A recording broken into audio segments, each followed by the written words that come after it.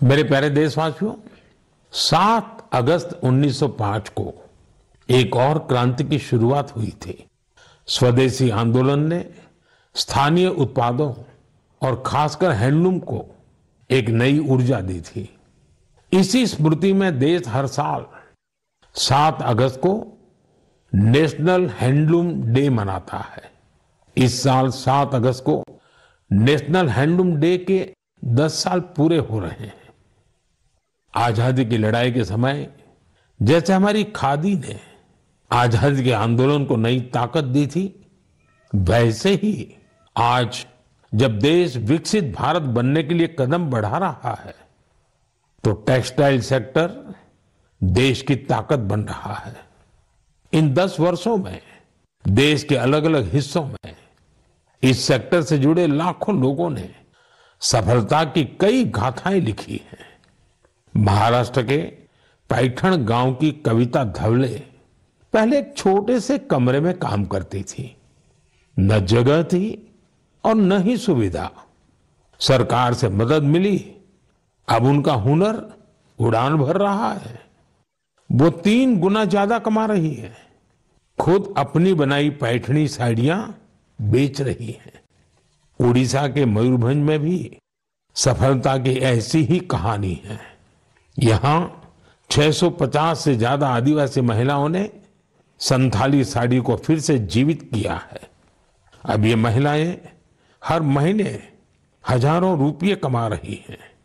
ये सिर्फ कपड़ा नहीं बना रही, अपनी पहचान गढ़ रही हैं।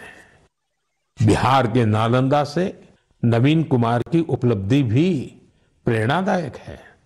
उनका परिवार पीढ़ियों से इस काम से जुड़ा है।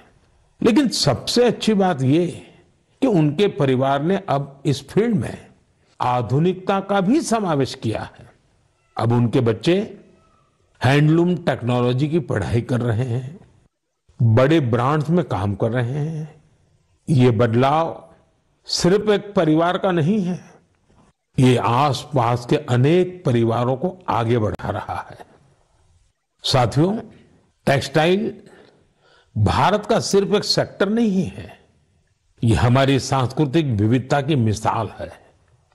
आज टेक्सटाइल और अपैरल मार्केट बहुत तेजी से बढ़ रहा है और इस विकास की सबसे सुंदर बात यह है कि गांवों की महिलाएं, शहरों के डिजाइनर, बुजुर्ग बुनकर और स्टार्टअप शुरू करने वाले हमारे युवा सब मिलकर इसे आगे बढ़ा रहे हैं।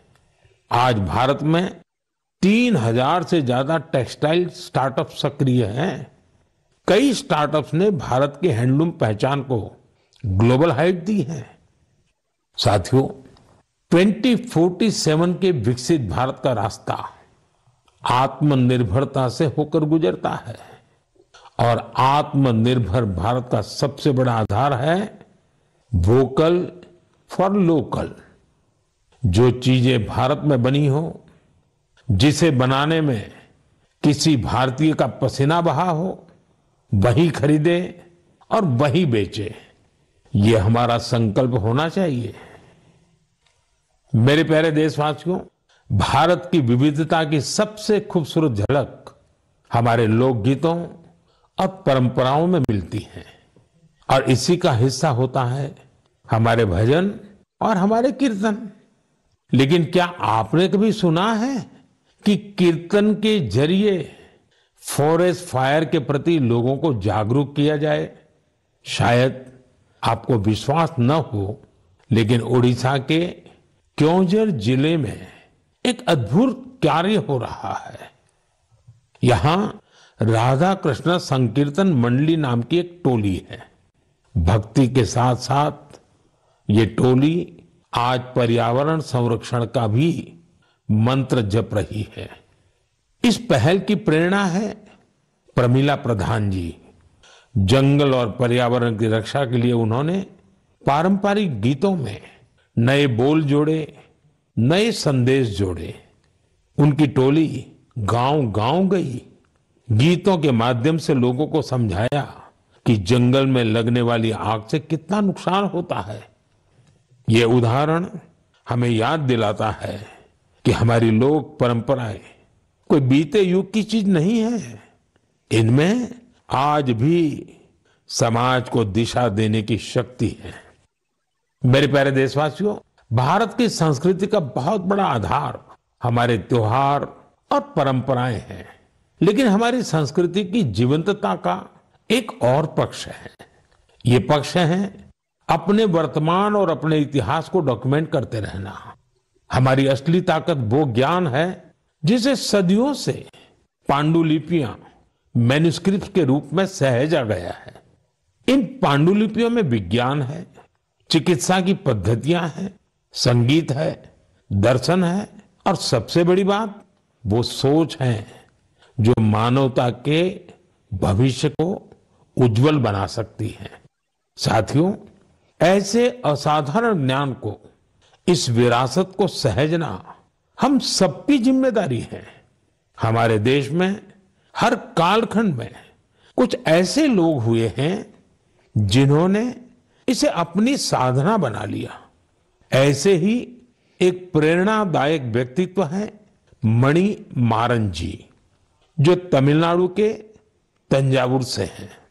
उन्हें लगा कि अगर आज की पीढ़ी तमिल पांडुलिपियां पढ़ना नहीं सीखेगी तो आने वाले समय में ये अनमोल धरोहर खो जाएगी। इसलिए उन्होंने शाम को कक्षाएं शुरू की, जहां छात्र, नौकरी पेशा युवा, रिसर्चर सब यहां आकर के सीखने लगे। मणि मारन जी ने लोगों को सिखाया कि तमिल सुवड़ियल यानी पाम लीफ मैन्युस्क्रिप्ट को पढ़ने और समझने की विधि क्या होती है। आज अनेकों प्रयासों से कई छात्र इस विधा में पारंगत हो चुके हैं। कुछ स्टूडेंट्स ने तो इन पांडुलिपियों के आधार पर ट्रेडिशनल मेडिसिन सिस्टम पर रिसर्च भी शुरू कर दी है।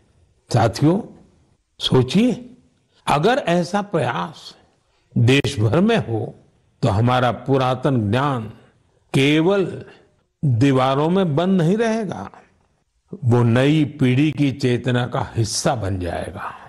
इसी सोच से प्रेरित होकर भारत सरकार ने इस वर्ष के बजट में एक ऐतिहासिक पहल की घोषणा की है, ज्ञान भारतम मिशन।